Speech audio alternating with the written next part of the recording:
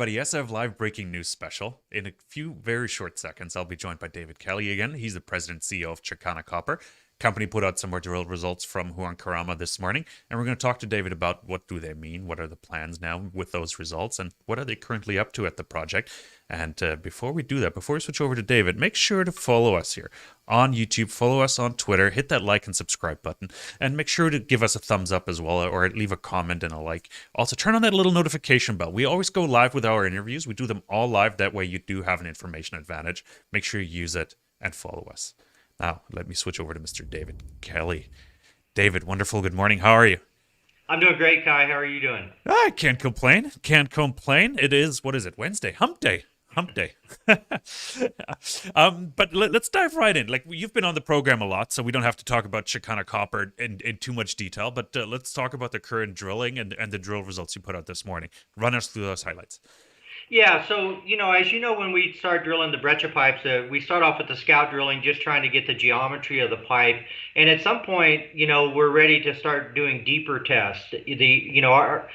All the breccia pipes we drilled so far are still open at depth. We've drilled 900-meter holes on the property, and we can chase these pipes at depth, but of course you have to get the geometry right. So this was the first deeper hole that we've drilled at Huancarama, and we're now actually calling it Huancarama East because, as you know, the Huancarama breccia complex spans about 200 meters at surface. There's 5 breccias that crop out at surface, and we've defined a very large breccia body on the eastern half of it. It's where the H1 and H2 breccias coalesce at depth. We talked about that in our last call, and we've got that geometry sorted out now. So we're starting to chase it deeper, and so we've got mineralization that starts at surface and it goes continuously at depth to at least 290 meters, and that's where we go out of the breccia pipe on the edge, not on the bottom. We've never seen, the bottom of this breccia pipe yet, and actually we think it goes for several hundred more meters just because the Paloma East breccias, just 300 meters to the north, extend much deeper,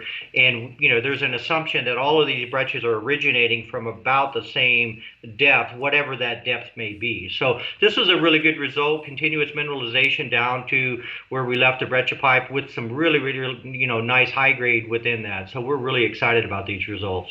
Yeah, and I've seen companies do that before, and I know we talked about it, but some companies just drill vertical holes right down the breccia pipe to please the market, obviously. But aren't you at that point where you actually need to find out the entire the vertical extent of the breccia pipe just for actually informational purposes? Because you keep cutting across, and that means you have to step out further, you have to drill deeper without potentially hitting anything until you hit that breccia pipe. Would that actually make sense to drill vertical?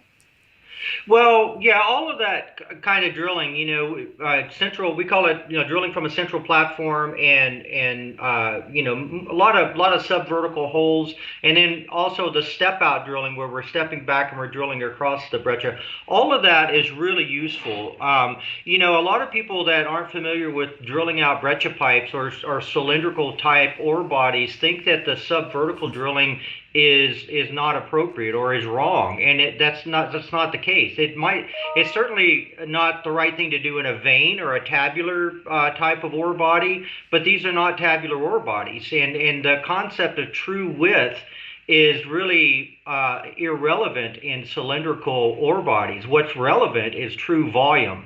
And when you do a lot of drilling and you're penetrating the edges of the breccia pipe at all different sides and all different elevations, you're able to put together a very accurate model of the volume of the breccia, and that's what's really, really, really critical. So we actually do like to do both types of drilling. But to answer your question more directly, Kai, we are trying to penetrate and get out of the breccia because that gives us a control point.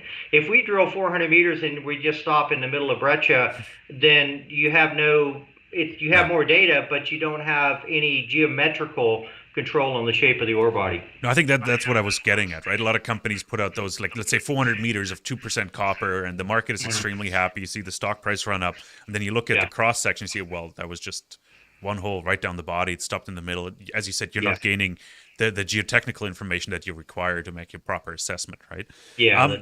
So how many drills do you have on the property right now, and have you started infill drilling at all yet? Yes, we have. We've got a second drill rig. It started drilling on February 15th, and that's at Paloma. So we're doing infill drilling at Paloma, and we're just about to commence infill drilling at Huancarama on this eastern breccia. Now, between the announcement of the discovery at Huancarama in January, we did the scout drilling on the east side, then we moved over to the west side, and we've done a lot of scout drilling over on the west side. Those results will be coming out soon. It's in the queue to get those results out.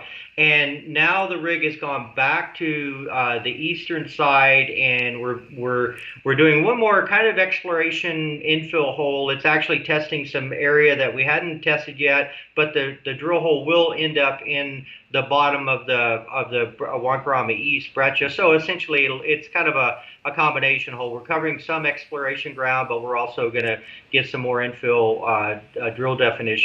And then once that hole's done, then we're going to bed down and we're going to be doing lots of infill drilling on this eastern breccia and getting it ready to be included in the resource estimate. Yeah, are you going to be drilling underneath Huancarama now as well? Are you going to go deeper now than you have before? Is that the plan, or it's just like sort of okay? Let's infill first. Let's figure out what this is at the top, and then we'll chase the bottom half. Yeah, probably the latter there, Kai. We'll do more shallow drilling because there's lots of gaps and lots of things to fill in. And whenever you do that, you do get a better sense of the overall geometry. There are always a few things that you didn't know. You're filling out the breccia with a lot more confidence. And if you go back, and you do have to go back to 2018, that's exactly what we did with breccia 1. We kept drilling and getting that the geometry set and understood. We were hitting some really incredible high grade margin zones. Then we found the blind breccia pipe. But then towards the end, we started drilling deeper holes, and we actually had a drill hole that started at surface and was in continuous mineralization for 490 meters before it left the pipe. So, we probably will sink some deeper holes at Huancarama, but, we might as well do the shallower drilling first just to get more confidence in where to orient that hole. Lower hanging fruits that are cheaper to get. Yeah. Right. So to summarize that, I think that makes perfect sense. On other corporate news, like you put out a quick update on the financing in this press release as well. Do you want to just fill us in real quick? Yeah, so we're just about ready to close that second tranche. We're just getting paperwork in.